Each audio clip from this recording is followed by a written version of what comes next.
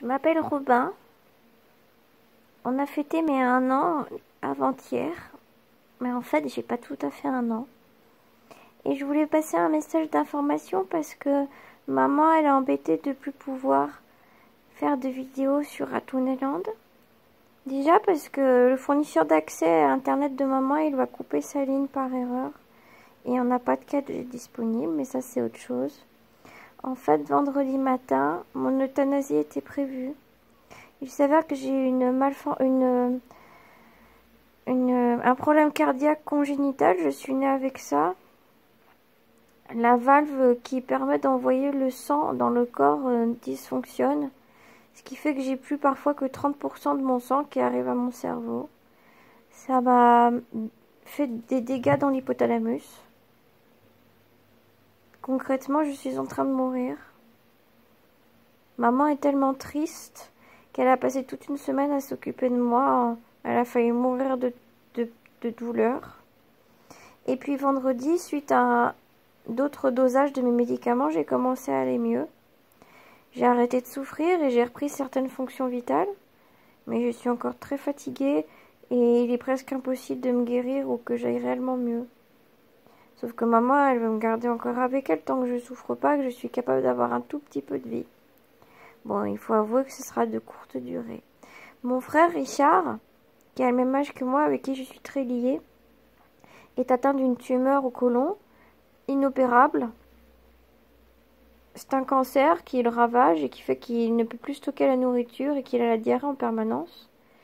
Pour le moment, il ne souffre pas et tout allait bien, mais là, il a perdu la moitié de son poids. Et la tumeur commence à sortir par son anus. On la voit et elle saigne. Sauf que Richard est encore en pleine forme. Alors maman, elle veut pas l'euthanasier parce que Richard Pipou, il est particulièrement tenace. Il a aucune signe de douleur et il vit une vie tout à fait normale, sauf qu'il a la diarrhée tout le temps. Elle sait que c'est de courte durée, mais en attendant, elle essaye de nous apporter le meilleur. Alors vous pensez bien que sur la famille des Pipous, que nous, les Nichko, seront bientôt absents, maman n'a pas le cœur de faire des vidéos. La cage est très vide, car je ne peux plus vivre avec mes copains. Je vis seule dans une cage avec une chauffeuse, parce que je n'arrive quasiment pas à tenir ma température corporelle, je suis en hypothermie quasiment constante. Meriadoc a quitté la cage aussi.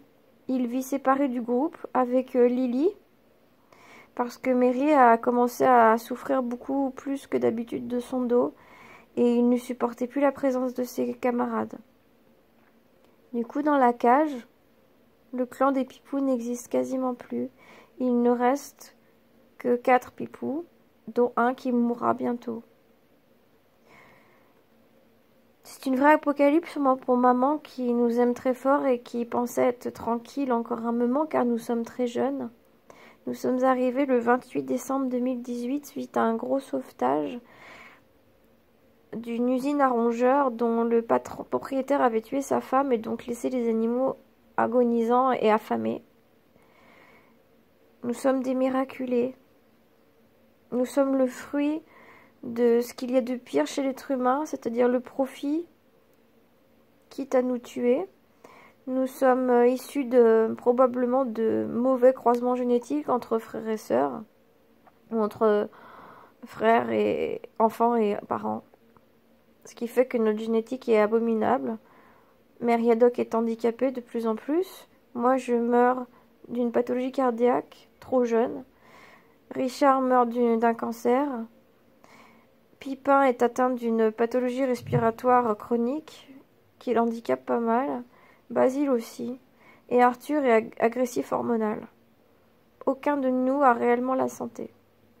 C'est pour ça qu'il faut lutter contre les animaleries qui se fournissent dans des immenses fermes à rongeurs où nous nous entassons à plus de 6 000 ou 10 000.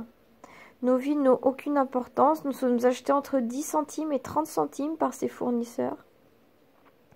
Nous ne sommes pas soignés et il existe un mur où lorsque nous avons des problèmes de santé, nous sommes tout simplement explosés contre ce mur. Parce que entamer des soins vétérinaires coûteraient trop cher et alors les fermes à rongeurs seraient déficitaires. Nous ne sommes pas juste des marchandises, nous sommes des âmes à part entière. Alors si vous aimez vraiment les animaux, si vous avez du respect pour moi, Robin Nichko, que vous avez ri sur mes vidéos, n'allez plus jamais dans ces animaleries qui sont des pourvoyeurs de la mort. Merci de m'avoir écouté. Et merci d'avoir regardé nos vidéos. Peut-être à bientôt.